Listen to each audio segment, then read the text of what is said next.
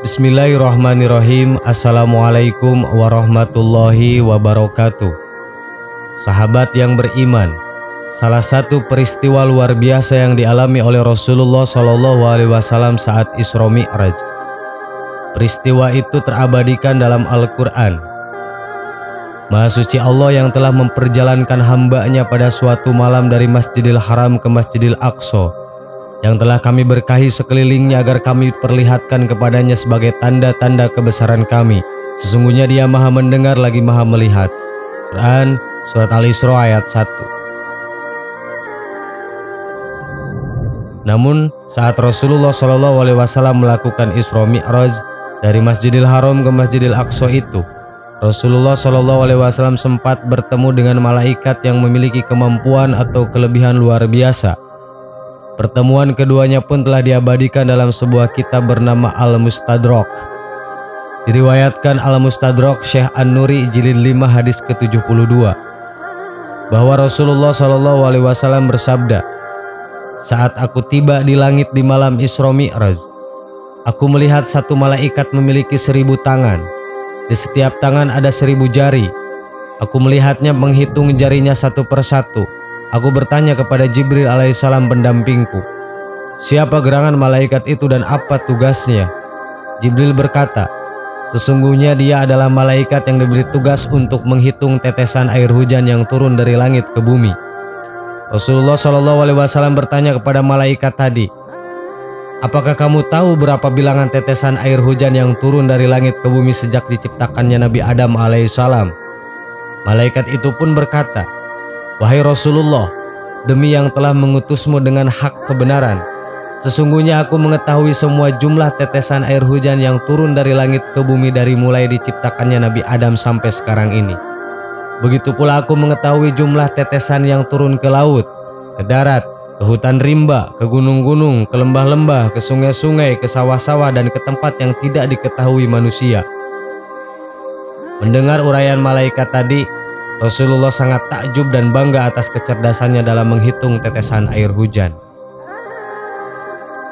Kemudian malaikat tadi berkata kepada beliau, wahai Rasulullah, walaupun aku memiliki 1000 tangan dan 1.000.000 jari dan diberikan kepandaian, keulungan dan untuk menghitung tetesan air hujan yang turun dari langit ke bumi, tapi aku memiliki kekurangan dan kelemahan. Rasul pun bertanya, apa kekurangan dan kelemahan kamu? Malaikat itu menjawab, kekurangan dan kelemahanku wahai Rasulullah, jika umatmu berkumpul di satu tempat, mereka menyebut namamu lalu bersolawat atasmu, pada saat itu aku tidak bisa menghitung berapa banyak pahala yang diberikan Allah pada mereka atas solawat yang mereka ucapkan atas dirimu. Sahabat yang beriman, alangkah besar dan dahsyatnya pahala yang Allah berikan terhadap umat Nabi Muhammad yang bersolawat kepadanya. Semoga kita menjadi orang-orang yang sering bersolawat kepada Rasulullah Muhammad SAW. Amin. Wallahu a'lam. Wassalamualaikum warahmatullahi wabarakatuh.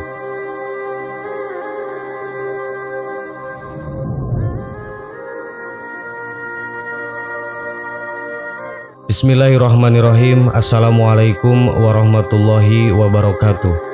Sahabat yang beriman, pernahkah Anda mendengar tentang kisah manusia yang dikutuk menjadi kera? Ternyata kisah tentang kutukan tidak hanya isapan jempol belaka, namun benar-benar bisa terjadi atas seizinnya. Seperti pada kisah kaum yang pernah dikutuk menjadi kera berikut ini. Bukan sebuah kisah karangan yang kemudian menjadi buah bibir masyarakat, namun tertulis dalam Al-Quran yang tidak ada keraguan di dalamnya. Kutukan ini terjadi karena mereka terlalu sombong atas segala perintah Allah Subhanahu wa Ta'ala. Kisah ini diceritakan dalam surat Al-A'raf ayat 166 bahwa mereka dikutuk menjadi kera yang hina. Peristiwa tersebut terjadi sebelum kehidupan Nabi Muhammad SAW. Lantas, bagaimanakah nasib kaum ini? Berikut kisahnya.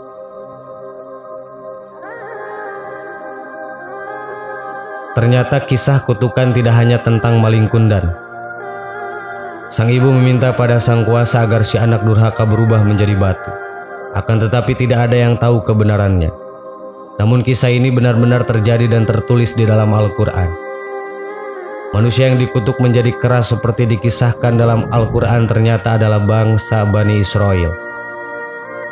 Menurut para mufassir, ternyata manusia yang dikutuk tersebut ialah kaum dari bangsa Yahudi. Mereka hidup pada masa jauh sebelum lahirnya Nabi Muhammad SAW. Meskipun demikian, namun tidak semua dari kaum tersebut yang dikutuk menjadi kera. Mereka yang dikutuk tersebut karena memiliki sifat sombong atas segala perintah yang diberikan oleh Allah Subhanahu wa Ta'ala, dan juga mereka yang melanggar perjanjian. Allah Subhanahu wa Ta'ala berfirman, "Maka tatkala mereka bersikap sombong terhadap apa yang dilarang mereka mengerjakannya, kami katakan kepadanya, jadilah kamu kera yang hina." Quran Surat Al-A'raf ayat 166. Dan sesungguhnya telah kamu ketahui orang-orang yang melanggar di antaramu pada hari Sabtu, lalu kami berfirman kepada mereka, jadilah kamu kera yang hina. Quran Surat Al-Baqarah ayat 65.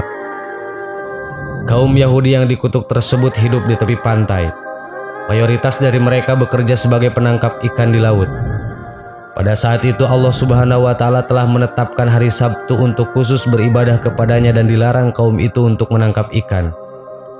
Akan tetapi kemudian Allah memberikan ujian kepada mereka dengan memunculkan ikan yang berlimpah tepat di hari Sabtu. Ikan-ikan bermunculan lebih banyak dibanding hari biasanya. Melihat hal ini, ada sebagian di antara kaum Yahudi yang kemudian memasang perangkap ikan pada hari Jumat menjelang Sabtu. Tujuannya adalah agar di hari Sabtu mereka tetap beribadah kepada Allah dan hari Minggunya perangkap ikan yang mereka pasang tersebut telah penuh dengan ikan. Tentu saja hal ini telah melanggar perintah Allah Subhanahu wa Ta'ala. Karena hal tersebutlah maka mereka dikutuk menjadi kera yang hina. Hal ini diperkuat dengan firman Allah Subhanahu wa Ta'ala dalam Al-Quran. Dan tanyakanlah kepada Bani Israel tentang negeri yang terletak di dekat laut. Ketika mereka melanggar aturan pada hari Sabtu, di waktu datang kepada mereka ikan-ikan yang berada di sekitar mereka terapung-apung di permukaan air. Dan di hari-hari yang bukan Sabtu ikan-ikan itu tidak datang kepada mereka. Demikianlah kami mencoba mereka disebabkan mereka berlaku fasik. Quran Surat Al-A'raf ayat 163. Dari ayat tersebut dapat ditarik kesimpulan bahwasannya tidak semua Bani Israel atau Yahudi dikutuk menjadi kera, melainkan sebagian mereka yang melakukan kecurangan dengan melanggar perintah Allah untuk tidak menangkap ikan di hari Sabtu saja. Akan tetapi hampir semua Bani Israel mengetahui mengenai perkara tersebut, sehingga ayat ini meminta kepada Nabi Muhammad SAW untuk menanyakan kisah kutukan jadi kera kepada Bani Israel. Pada ayat berikutnya diterangkan bahwa sebagian di antara mereka masih ada yang taat kepada perintah Allah untuk tidak menangkap ikan di hari Sabtu. Untuk mereka yang tidak dikutuk menjadi kera akhirnya mendapatkan peringatan dari Allah Subhanahu wa Ta'ala. Allah Subhanahu wa Ta'ala berfirman, "Maka tatkala mereka melupakan apa yang diperintahkan kepada mereka, kami selamatkan orang-orang yang melarang dari perbuatan jahat dan kami timpakan kepada orang-orang yang zalim siksaan yang keras, disebabkan mereka selalu berbuat fasik." Quran Surat Al-A'raf ayat 165. Ulama tafsir berbeda pendapat terkait di mana keberadaan kera tersebut kini. Ada yang mengatakan jika setelah diubah menjadi kera, mereka kemudian diubah kembali menjadi manusia. Namun sebagian pendapat mengatakan jika kera tersebut mati dan punah. Namun yang pasti mereka tidak berketurunan. Sahabat yang beriman, demikianlah informasi mengenai kisah dari manusia yang dikutuk oleh Allah Subhanahu wa Ta'ala menjadi kera yang hina, seperti yang dikisahkan dalam Al-Quran. Ternyata mereka adalah sebagian kaum Yahudi yang telah melanggar perintah Allah. Semoga kisah ini menjadi pengajaran bagi kita agar senantiasa berhati-hati dalam bertindak dan bertingkah laku. Amin. Wallahu a'lam. Wassalamualaikum warahmatullahi wabarakatuh.